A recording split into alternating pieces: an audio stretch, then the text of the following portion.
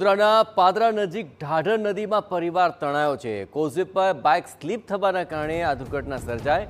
ડૂબેલા પરિવારમાંથી દંપતીનો તો આબાદ બચાવ થયો, પણ સ્થાનિકો મદદે દોડી આવ્યા। માતા પિતાને હેમખેર બહાર કાઢી લીધા, પણ બંને બાળકોની હજી કોઈ ભાળ મળી નથી, જેમની શોધખોળ ચાલુ છે।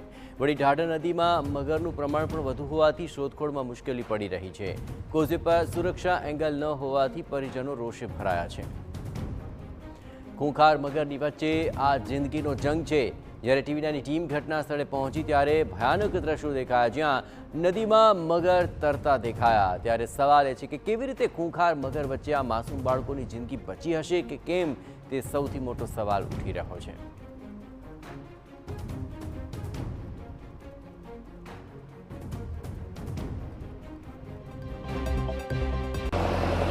પાદરા તાલુકાના કોટના ગામે કોઝવે પરથી જે પ્રકારે એક પરિવાર બાઇક સાથે 4 લોકો ડૂબ્યા હતા, તેમાં 2 લોકોનો બચાવ થયો છે, જ્યારે અન્ય 2 બાળકો છે તે ગઈકાલથી લાપતા છે અને અત્યારે તેઓની શોધખોળ શરૂ કરવામાં આવી છે। સ્થાનિક એસડીઆરએફ અને કહી શકાય કે ફાયર બ્રિગેડની ટીમો ઘટના સ્થળે આજે વહેલી સવારથી પહોંચી છે। દ્રશ્યોમાં તમને બતાવું કે જે પ્રકારે આ કોઝવેની પરિસ્થિતિ છે, ખૂબ જ ગંભીર પરિસ્થિતિ છે, કારણ કે આ કોઝવે વર્ષોથી આ પ્રકારે છે અને તેની બંને બાજુ કોઈ પણ સુરક્ષા માટેની કોઈ રેલિંગ લગાવવામાં આવી નથી। અત્યારે જે આખો કોઝવે છે તે પાણીમાં ગરકાવ છે। ઢાઢર નદીમાં જે પ્રકારે પાણીનો પ્રવાહ વધી રહ્યો છે ને, તેના કારણે આ પાણી આ જ પ્રકારે અહીંયાથી વહી રહ્યું છે।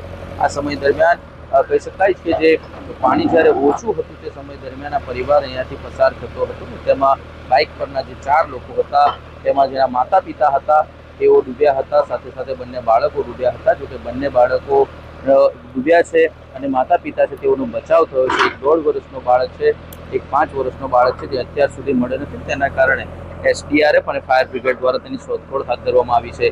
ગઈકાલ રાતથી જ આ પ્રકારે આ તમામ જે પરિવાર અને ગ્રામજનો છે તે અહીંયા ઉપસ્થિત છે અને ક્યાંક ને ક્યાંક આ બાળકો વહેલી તકે તેઓ મળી જાય તે પ્રકારની માંગ કરી રહ્યા છે।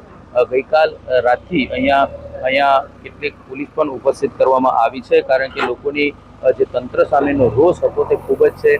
લોકોએ કહ્યું છે કે વારંવાર આ કોઝવેને રેલિંગ કરવાની જરૂર હોય અને તે બાબતેની માંગ કરી છે, છતાં પણ અત્યાર સુધી થઈ નથી। તેના જ કારણે આ ઘટના બની છે। અત્યારે એસડીઆરએફ અને ફાયર બ્રિગેડ દ્વારા આ જે બાળકો છે તેની શોધખોળ હાથ ધરવામાં આવી છે। ધર્મેશ પટેલ, ટીવી9 પાદરા।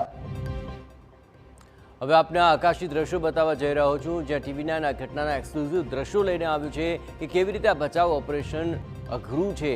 આ દ્રશ્યો પરથી આ આખું ઓપરેશન સમજી શકાશે।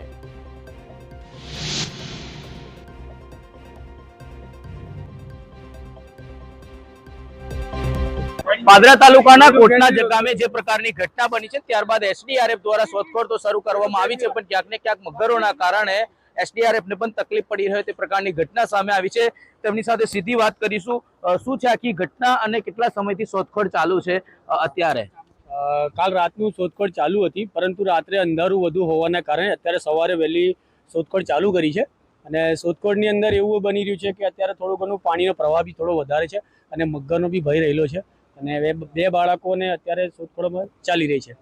અત્યારે કરજણ ફાયર વિભાગની ટીમ, બરોડા ફાયર બ્રિગેડની ટીમ તથા એસડીઆરએફની ટીમ અત્યારે શોધખોળ કરી રહી છે। મગરનો જે ઉપદ્રવ છે શું લાગે છે? મગરનો ઉપદ્રવ તો છે જ, પરંતુ એની સાથે રહીને થોડી કામગીરી કરવી થોડી મુશ્કેલ પડી, પરંતુ કામગીરી કરી રહી છે ટીમ। જોઈ શકાય છે કે જે પ્રકારે વિઝ્યુઅલમાં પણ જોઈ શકાય છે કે જે પ્રકારે મગર છે અને તેના કારણે ગઈકાલ રાત્રે પણ આ તકલીફ હતી। અત્યારે એસડીઆરએફને પણ આ જે શોધખોળ છે તે કરવામાં ઘણી તકલીફ પડી રહી છે। ધર્મેશ પટેલ, ટીવી9 પાદરા। ઘટના બાદ પોલીસ સહિત તંત્રની ટીમો બાળકોની શોધખોળમાં કામે લાગી ચૂકી છે। ધારાસભ્ય ચૈતન્યસિંહ ઝાલાએ પણ મોડી રાત્રે ઘટના સ્થળની મુલાકાત લીધી હતી। તેમની સામે પરિજનો અને સ્થાનિકોએ રોષ ઠાલવતા રજૂઆત કરી કે કોઝવે પર સુરક્ષા એંગલ ન હોવાને કારણે જ આ બનાવ બન્યો છે।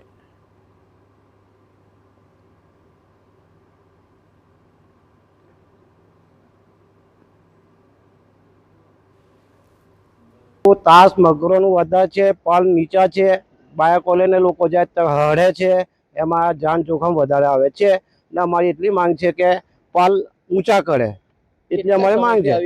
આ એવી ઘટના લગભગ 20-25 વર્ષથી આ ઘટના છે, તો લોકોનું જાન વધારે જાયા કરે।